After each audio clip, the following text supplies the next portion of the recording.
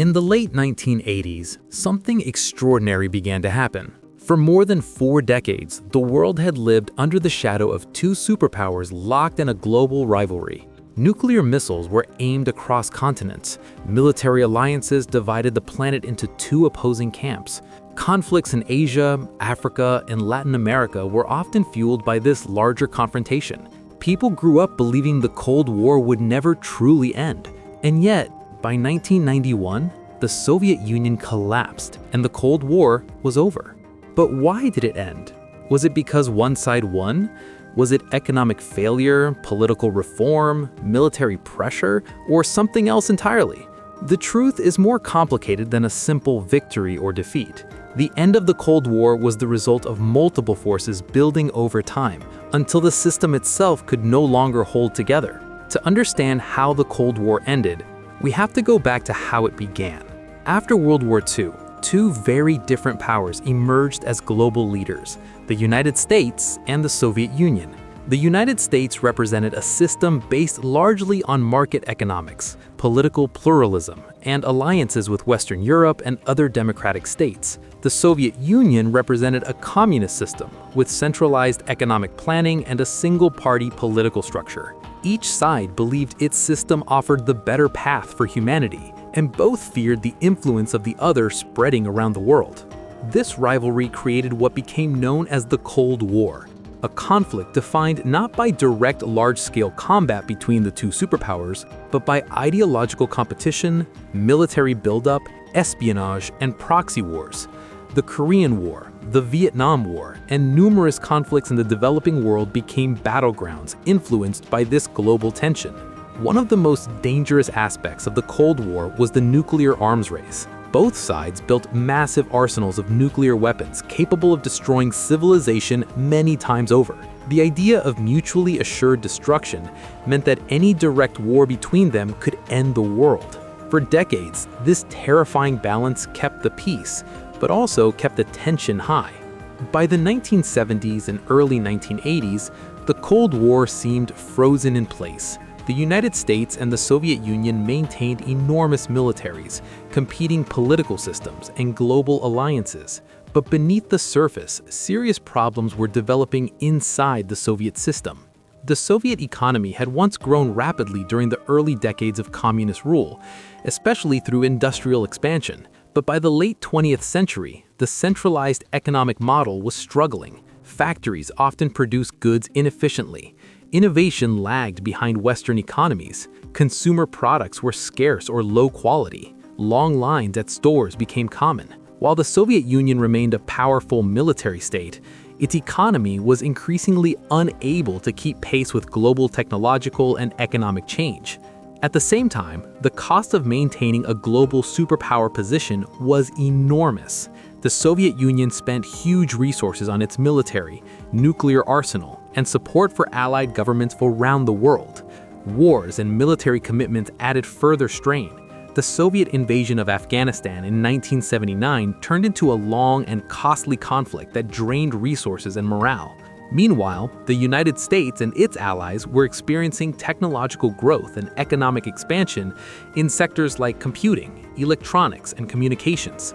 This gap between the systems became more visible over time.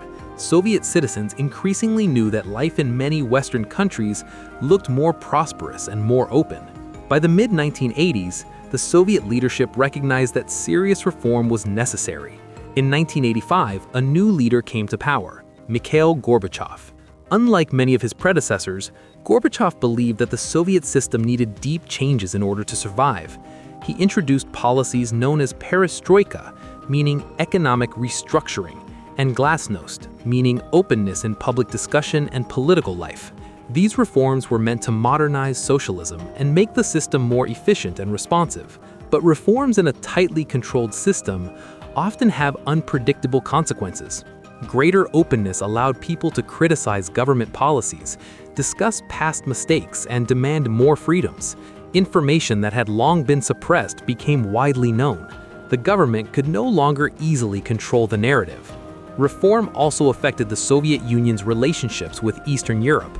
For decades, countries like Poland, East Germany, Hungary, and Czechoslovakia had been part of a Soviet-dominated political bloc.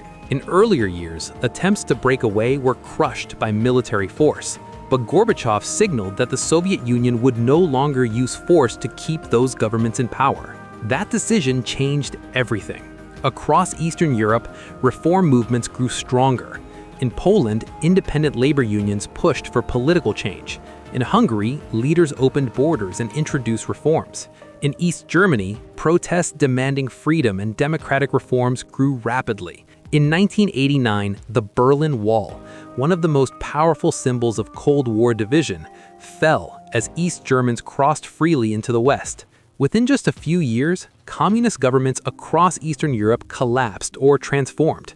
The Soviet Union did not intervene militarily, marking a huge departure from earlier decades. At the same time, the arms race between the superpowers began to slow.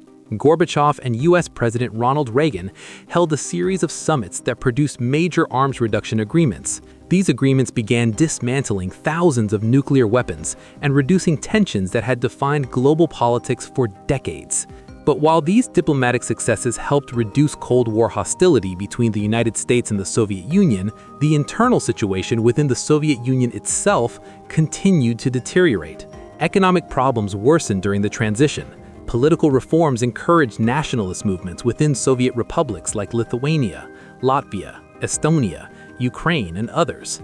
Many regions began demanding greater autonomy or full independence. By the early 1990s, the Soviet Union faced a crisis of legitimacy. The central government struggled to maintain authority. The economy was unstable. Political institutions were undergoing rapid change. In 1991, a failed coup attempt by hardline communist officials weakened the government even further. Soon after, several Soviet republics declared independence. By December 1991, the Soviet Union formally dissolved into separate independent states. With the disappearance of one of the two superpowers, the Cold War effectively came to an end. So, what was the true reason behind the Cold War's end? It was not simply a military victory by one side. Instead, it was a combination of factors: economic stagnation within the Soviet system, political reforms that opened the door to change, the heavy burden of military competition, rising demands for freedom within Eastern Europe, and leadership decisions that avoided violent repression. The Cold War ended not with a single dramatic battle, but with a series of transformations that gradually dismantled the structure sustaining the rivalry. For much of the 20th century, the Cold War defined global politics, shaped alliances, fueled wars, and influenced everyday life for millions of people. When it ended, it marked the close of an era and the beginning of a new global landscape. And perhaps the most remarkable part of the story is that a conflict once feared as the possible cause of nuclear catastrophe ultimately ended without a direct war between the two superpowers themselves. It ended through change, reform, pressure, and the gradual unraveling of a system that could no longer sustain the weight placed upon it.